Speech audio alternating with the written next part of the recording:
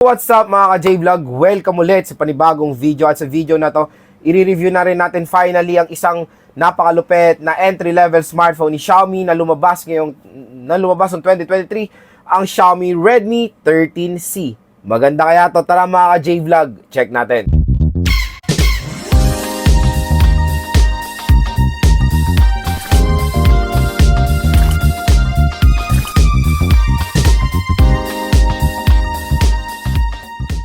And finally, marireview na rin natin itong Xiaomi Redmi 13C. So ito isang napaka-solid na entry-level smartphone na nilabas si Xiaomi noong late 2023 dito sa Philippines.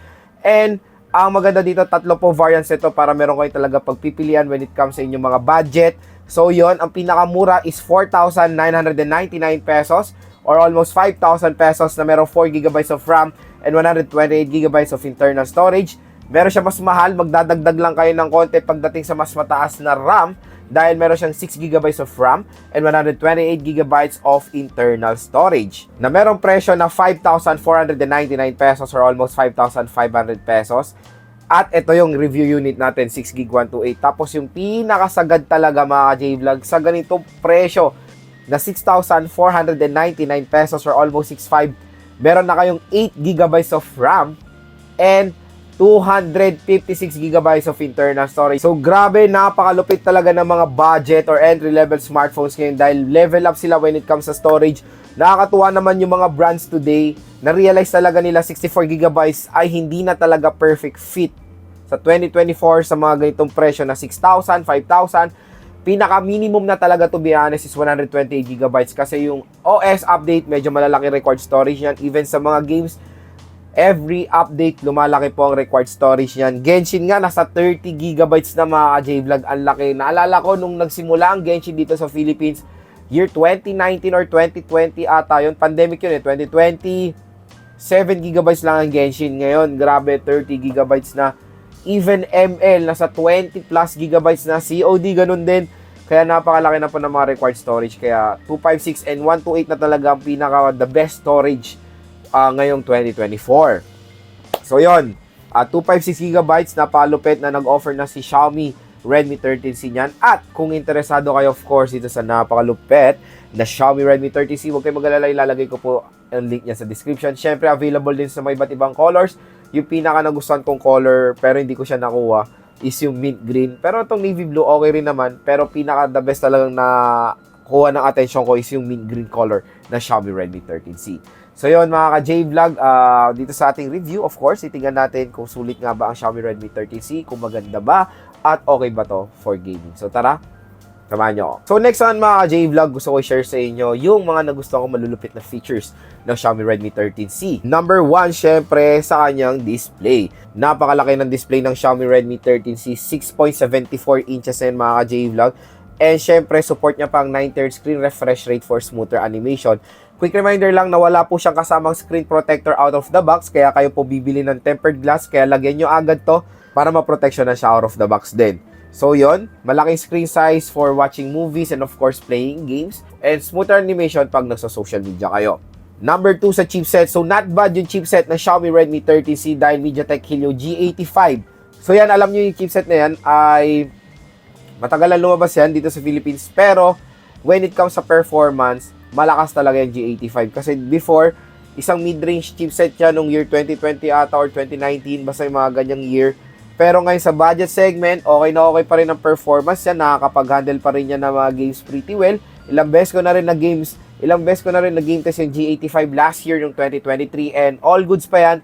Kaya pa mag-handle ng mga games yan ngayon 2024. So yun, nakakatuwa sa ganitong presyo na 5,000 pesos, naka MediaTek Helio G85 ka na para makapaglaro ka ng mga games tulad na lang ng ML. So, ML, syempre, no doubt, super playable yan dito sa Xiaomi Redmi 13C. And abangan nyo lang yung game test natin dito sa Xiaomi Redmi 13C rin. So mamaya magpapakita ako ng mga photo samples na itong Xiaomi Redmi 13C. Pero yun, 50 megapixel siya, equipped siya ng 50 megapixel camera. And not bad yung camera nito mga J-Vlog, to be honest. Maganda naman yung outcome niya. Triple camera setup siya, 50 megapixel AI camera. And yun, okay na okay rin naman yung front. And maganda rin yung front camera niya for selfie. So yun, nakakatuwa na nag-focus din si Xiaomi kahit sa budget smartphone nila or sa entry-level smartphone nila when it comes sa camera. At ang pinaka-last sa design. So yan, para sa akin, ang ganda ng design ng Xiaomi Redmi 13C. Naalala ko dito is yung design ng Xiaomi 12 Lite, lalo na sa camera module side. So yun, okay na okay, very premium looking, mukha siyang mid-range smartphone to be honest. Box type siya, slim naman din siya mga J-Vlog, and of course, lightweight. So yun, pagdating sa design, kung i-rate ko, perfect 10 po ang i-rate ko sa Xiaomi Redmi 13C. Meron siya minimalist design, pero very attractive siyang tignan. So yun lang mga ka-J-Vlog, yung mga nagustuhan kong features sa Xiaomi Redmi 13C. So next, sa pag-usapan natin yung design at yung build quality ng Xiaomi Redmi 13C. So kung makikita nyo, yung design nito, parang na siya mid-range to be honest for me. Maganda yung pagka-design ng 13C, very minimalist lang siya. At yun, matte finish siya overall, yun na maganda doon, hindi siya prone sa mga fingerprint smudges, and of course, sa hindi ganun ka-visible ang scratches dito. Yung camera setup niya, yun nga, naalala ko dito yung Xiaomi 12 Lite. Magandang, okay yung ganitong setup ng camera module for me. Slim naman siya and very lightweight. Okay na okay. So, wala po siya kasama na tempered or jelly case out of the box. Kayo na po bumili niyan. At dito sa right side, nandito ang ating power button / fingerprint scanner and yung volume rocker. Sa taas naman ng smartphone is a 3.5mm headphone jack.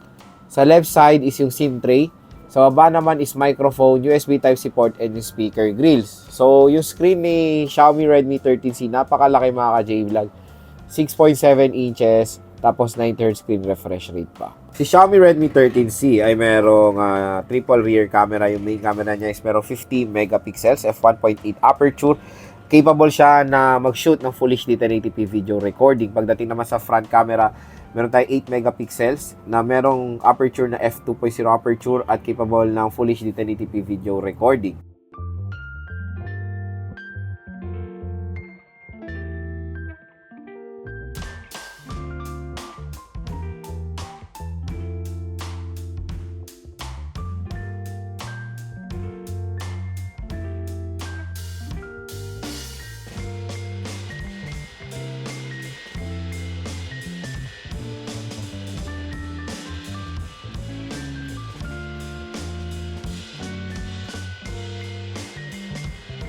Screen naman si Xiaomi Redmi 13C ay merong 6.74 inches IPS LCD display na merong resolution na HD+ 720 by 1600 pixels na merong 260 pixels per inch.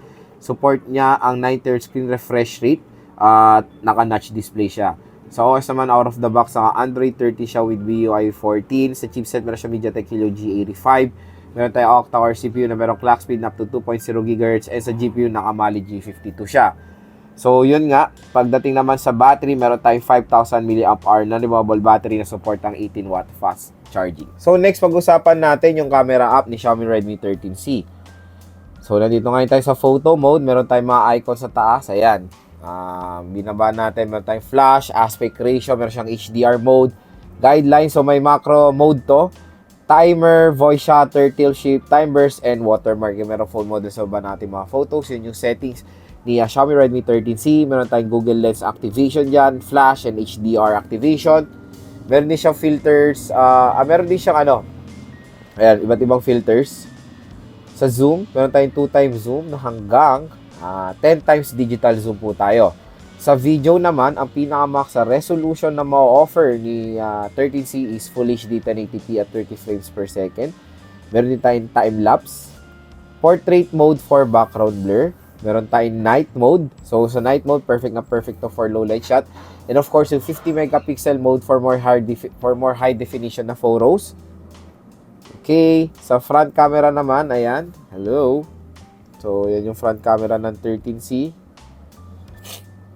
Meron tayong beauty mode, of course. Pinaka-importante sa front. Video, ang pinaka-max resolution din is Full HD 1080p at 30 frames per second. Meron din tayong time-lapse sa front. Portrait, of course, sa front, meron din. And wala siyang night mode sa front camera. So lang mga ka-J-Vlog, yung camera app ni Xiaomi Redmi 13C. Very simple lang. So next on mga ka-J-Vlog, pag-usapan natin yung gaming performance ng Xiaomi Redmi 13C. So itong smartphone na to ay equipped ng MediaTek Helio G85 na processor with a GPU of Mali G52. So yun, Mali G52, Specs-wise, syempre, okay yan for gaming when it comes sa mga modern games. Tulad na lang ng ML. Pag ML ang pag-uusapan, matic yung G52, okay pa yan for gaming mga J-Vlog. Ilang beses na ako nakapaglaro ng ML dito sa Xiaomi Redmi 13C. Okay naman ang kanyang performance. At COD rin mga J-Vlog, okay siya sa Battle Royale and multiplayer. When it comes sa Genshin, syempre dito natin maano siya sa Genshin. Sa Genshin, pinaka the best talagang settings niya is nasa low lang. Pag nasa high, nagfe-frame drop tayo, hindi smooth ang performance niya. But yun, kung ganong mga basic lang naman na games ang lalaruin nyo, tulad na lang ng pinakasikat na game ML and COD, maganda naman din gamitin si Xiaomi Redmi 13C dahil MediaTek Helio G85 is ay okay pa naman yung chipset hanggang 2024. Hindi yan yung mga sobrang bagal na chipset na nilalabas pag ganito mga presyo, di ba? Usually, before, ang nilalabas nga, MediaTek Helio A series or P35. Yan, puro P35 nga before nakikita ko. Kaya sobrang na-appreciate ko yung mga brands ngayon na ino-offer na nila is G80 series na. Like G85, G80, like G85 chipset. So, pa-level up naman ang mga budget smartphones kada taon. So, yon okay naman. So, kung naghanap kayo ng smartphone, i-regalo nyo sa anak nyo na gagamitin nila for online school, syempre, pwede maganda, very snappy naman ang Xiaomi Redmi 30C, hindi siya mabagal. At for gaming, maganda rin naman aspect niya for gaming is yung kanyang storage dahil yung pinakamataas is 8GB256. Napakadami nyo na po malalagay sa ganyang storage mga J-Vlog, and of course, the battery capacity napakataas, 5,000 mAh. Matagal din naman po malobat kahit pa paano itong smartphone na to. So next naman, biometrics test tayo dito sa 13C.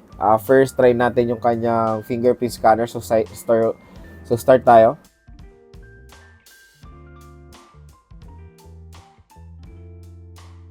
So pagdating sa fingerprint scanner niya, fast and accurate.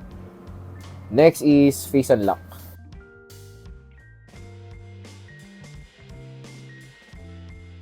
So pagdating sa face unlock, fast and accurate din. So next speaker test tayo sa 13C. Quick reminder lang, isa lang ang speaker niya nandito sa baba. Mono speaker lang siya. So start tayo. Happy 2024 na. Nandito na naman tayo kay ate Mayel. Hindi pa kasi ate. Kaya nga, dalawa lang.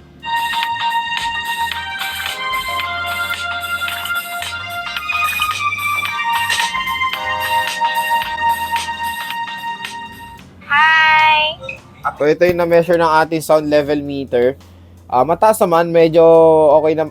Mataas naman, malakas naman yung speaker nito kahit papano, pero hindi ganun kaganda yung bass quality niya. Dahil nga single speaker lang siya. So kung i-rate ko yung speaker nito, 1 ang lowest and ang highest, ang score ko dito mga ka-J-Vlog nasa 7.